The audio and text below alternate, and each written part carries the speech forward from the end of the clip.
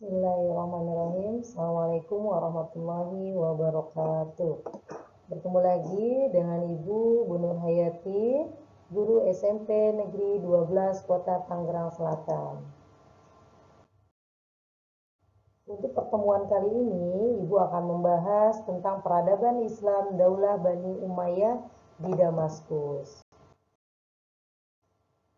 Sejarah berdirinya Daulah Bani Umayyah di Damaskus. Daulah Bani Umayyah di Damaskus berdiri setelah Khalifah Ali bin Abi Thalib wafat. Yang mendirikan Daulah Bani Umayyah di Damaskus itu adalah Muawiyah bin Abi Sufyan. Daulah Bani Umayyah di Damaskus ini berdiri selama 90 tahun. Sistem pergantian kepemimpinan Daulah Bani Umayyah dilakukan secara turun-temurun. Kayak gimana sih turun-temurun itu? Jadinya Daulah Bani Umayyah itu kepemimpinannya digantikan oleh anaknya, oleh cucunya, dan oleh beberapa saudaranya. Khalifah Daulah Bani Umayyah di Damaskus itu terdapat 14 orang khalifah selama 90 tahun. Oke, selanjutnya yang pertama Muawiyah bin Abi Sufyan. Muawiyah bin Abi Sufyan itu masuk Islam pada usia 23 tahun. Nah, keistimewaan dari Muawiyah bin Abi Sufyan adalah yang pertama sebagai penulis pendamping wahyu Rasulullah. Terus yang kedua, beliau itu diangkat menjadi gubernur selama 20 tahun. Oke, terus Muawiyah bin Abi Sufyan juga berhasil memindahkan pusat pemerintahan dari kota Madinah ke Damaskus. Muawiyah bin Abi Sufyan itu wafat pada usia 80 tahun dan beliau dimakamkan di Damaskus. Yang kedua, Yazid bin Muawiyah. Oke, Yazid bin Muawiyah ini adalah anak dari Muawiyah bin Abi Sufyan. Yazid bin Muawiyah menjabat sebagai khalifah selama 3 tahun. Yazid bin Muawiyah wafat pada usia 38 tahun. Oke, yang ketiga adalah Muawiyah bin Yazid. Siapa Muawiyah bin Yazid? Muawiyah bin Yazid ini adalah cucu dari Muawiyah bin Abi Sufyan. Ya, Muawiyah bin Yazid ini memerintah hanya 6 bulan. Kenapa? Karena beliau sakit. Muawiyah bin Yazid wafat pada usia 23 tahun. Yang selanjutnya adalah Marwan bin Hakam. Marwan bin Hakam ini adalah sosok seorang pemimpin yang bijaksana, pandai berbicara, pemberani, dan berpikir tajam. Ia juga pandai membaca Al-Quran, makanya beliau diangkat menjadi khalifah. Terus beliau menjabat hanya sebentar karena wafat pada usia 63 tahun. Selanjutnya adalah Abdul Malik bin Marwan. Abdul Malik bin Marwan mendapat sebutan pendiri yang kedua yang menjadi khalifah selama 21 tahun 8 bulan.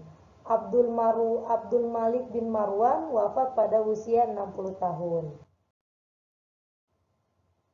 Selanjutnya adalah Walid bin Abdul Malik. Walid bin Abdul Malik lahir pada tahun 50 Hijriah. Oke, masa pemerintahannya itu berlangsung selama 10 tahun. Beliau melakukan perluasan wilayah kekuasaan dari Afrika Utara menuju Eropa.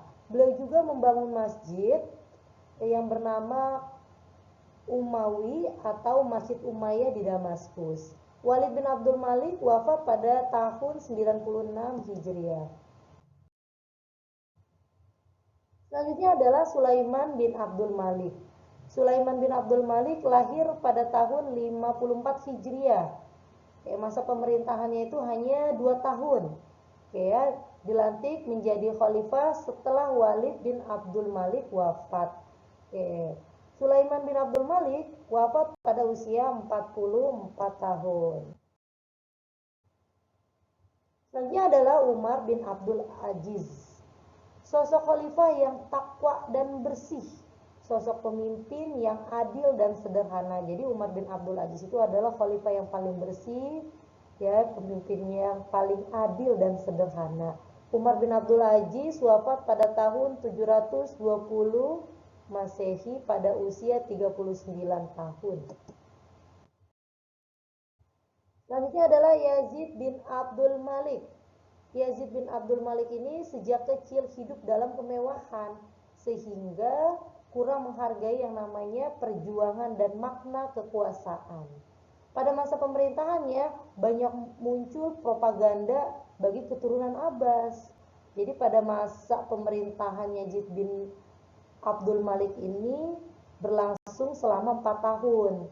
Yazid bin Abdul Malik wafat pada tahun 105 Hijriah. Yang selanjutnya itu adalah Hisham bin Abdul Malik. Nah, Hisham ini dinobatkan sebagai khalifah pada usia 35 tahun. Masa pemerintahannya lumayan lama nih, cukup lama, pada selama 19 tahun 9 bulan. Hisham bin Abdul Malik wafat pada usia 55 tahun. Ia juga merupakan khalifah yang cakap, jujur, dan ahli dalam strategi militer. Selanjutnya adalah Walid bin Yazid. Siapa Walid bin Yazid? Walid bin Yazid itu lahir pada tahun 90 Hijriah. Masa pemerintahan beliau hanya sebentar, berlangsung selama 1 tahun 2 bulan. Oke, kenapa? Karena Walid bin Yazid itu memiliki kepribadian yang kurang baik, sehingga pada masa khalifahnya mengalami kemunduran. Nah, Walid bin Yazid itu wafat pada usia 40 tahun. Oke, yang selanjutnya adalah Yazid bin Walid. Pada masa ini adalah pemerintahan yang sangat singkat, yaitu sekitar beberapa bulan aja, ya. Yazid bin Walid sebelum wafat berwasiat kepada saudaranya Ibrahim untuk menggantikannya menjadi khalifah. Oke. Nah, ini saudaranya ya, namanya Ibrahim bin Walid. Nah, Ibrahim bin Walid itu diangkat menjadi khalifah atas wasiat saudaranya. Siapa saudaranya tadi? Yazid bin Walid. Nah, pada masa pemerintahannya hanya berlangsung beberapa saat aja. Oke, yang selanjutnya adalah yang terakhir nih, Marwan bin Muhammad. Oke, Marwan bin Muhammad dibaiat menjadi khalifah pada tahun 127 Hijriah. Oke, Marwan bin Muhammad berhasil menyusun kembali kekuatan Islam. Oke, Marwan bin Muhammad wafat pada tanggal 27 Zulhijjah 132 Hijriah. Setelah Marwan bin Muhammad wafat, berakhir pula kedaulatan Bani Umayyah dan berdiri daulah baru, yaitu Bani Abbasiyah. Selanjutnya kita akan membahas tentang kemajuan peradaban Islam pada masa Bani Umayyah di Damaskus. Oke, dalam bidang pemerintahan, yang pertama Diwan Ar-Rasail. Apa sih itu? Departemen yang bertanggung jawab mengatur urusan yang terkait dengan surat-surat kenegaraan. Yang kedua Diwan Al-Khatam, lembaga yang bertanggung jawab atas urusan pencatatan. Terus yang selanjutnya adalah Diwan Al-Kharaj, departemen yang bertanggung jawab atas pengelolaan pendapatan negara. Terus yang selanjutnya adalah Diwan Al-Barid, departemen yang bertanggung jawab mengirim berita dari pusat daerah atau sebaliknya. Dan yang terakhir adalah Diwan Al-Jun, yaitu departemen pertahanan yang bertanggung jawab atas kemiliteran.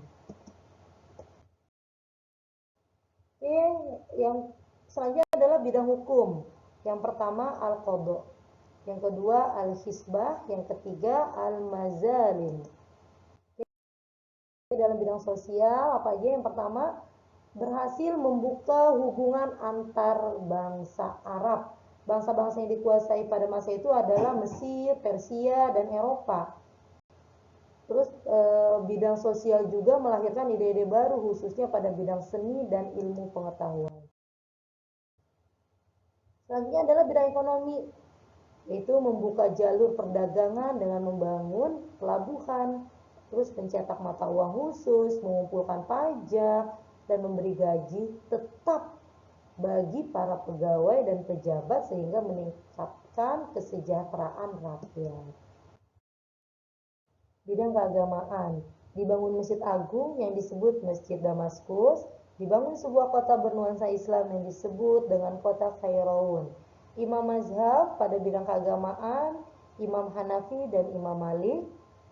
Bidang hadis, Umar bin Abdullah Aziz. Dalam bidang tasawuf, Hasan al-Basri dan Robi'ah al-Adawiyah. Dan yang terakhir adalah bidang tafsir, Abdullah bin Abbas, Abdullah bin Mas'ud, Sa'ad bin Zubair, dan Mujahid.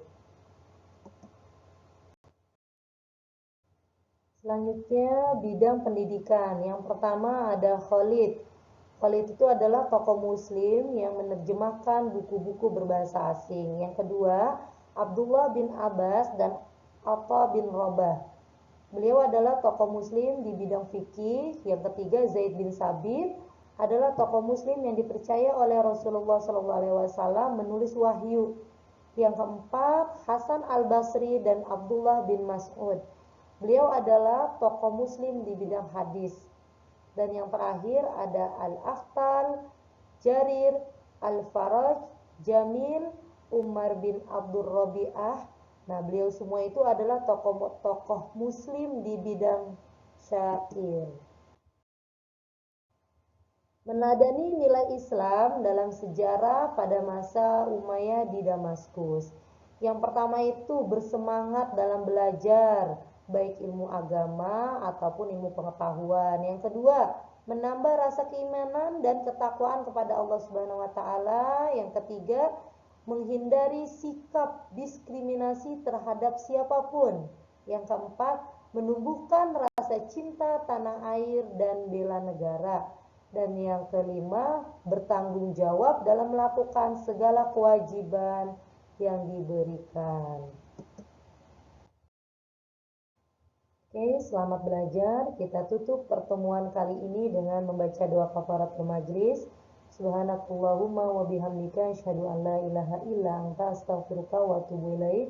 Wabillahi taufiq wal hidayah. Wassalamualaikum warahmatullahi wabarakatuh.